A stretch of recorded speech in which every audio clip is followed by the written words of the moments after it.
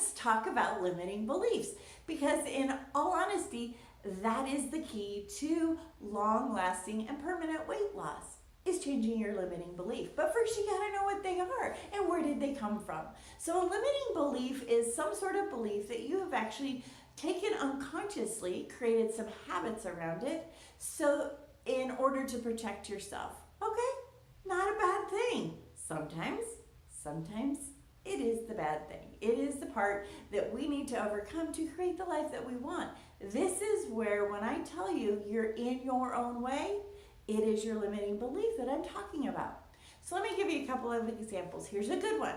So when I was a child, I ran out into the street, and I might have gotten a spanking because I did that. So I learned at that moment in time, if I run out into the street, and I made this up, I'm gonna get hurt, one way or the other. There will be pain. So I learned ways to avoid that. Well, you know what? That's healthy, right? Because now I look both ways. I've never been hit by a car, all kinds of wonderful things. So that limiting belief is very, very healthy for me. However, let's take another scenario. So let's think, maybe once upon a time in my life when I was little, I tried to share something. And, it was a way for me to try and express that, maybe I was really sad about something. And I could have been told that that was stupid. I could have been told that that's not really how I felt. I could have been ignored. I could have been all kinds of different responses, right? And my little tiny self, or even my adult self, depends on when this happens to you, had decided, you know what? That really hurt for me to share those feelings. And so then, you know what? I'm not going to share them. I mean, is that not a classic 3-year-old response, right? Well, if you're not going to listen to me, I'm not going to do it. So I can then, at that point, start creating habits and thought processes that are unconscious that kind of keep me stuck in that, where I'm not going to share my emotions. Now, one of the ways that one of my habits might be that I don't share my emotions. Maybe I'm really aloof, or maybe I'm really distant, I can definitely share a lot of things, but I'm not going to share with you those things that really hurt me or make me sad, those types of things. I know a lot of people like those.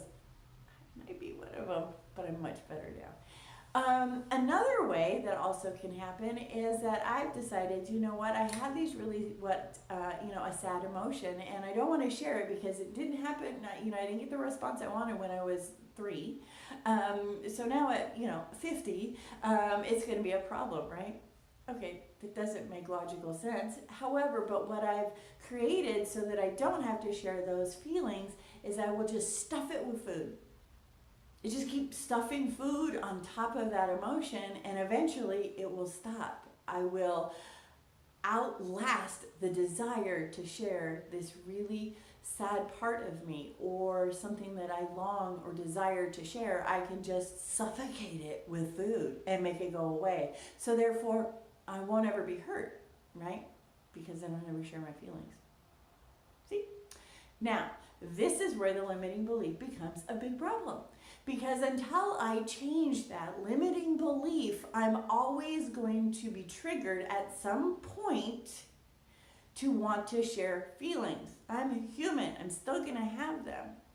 So I need to find a healthy way to express those feelings.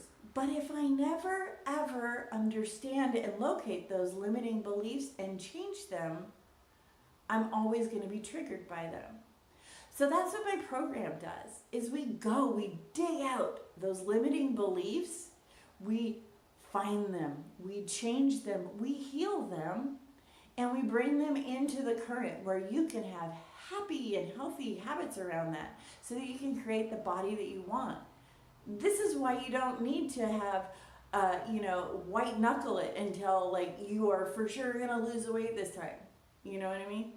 So this is also the 90% of people who put the weight back on is because they never figured this part out. They never changed this part. So yeah, you lose 100 pounds. Awesome. And then all of a sudden, guess what? Now you have these emotional triggers.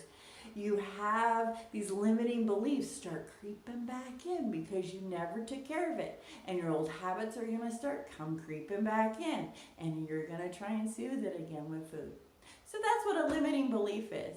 It's really just something that you unconsciously run in your life.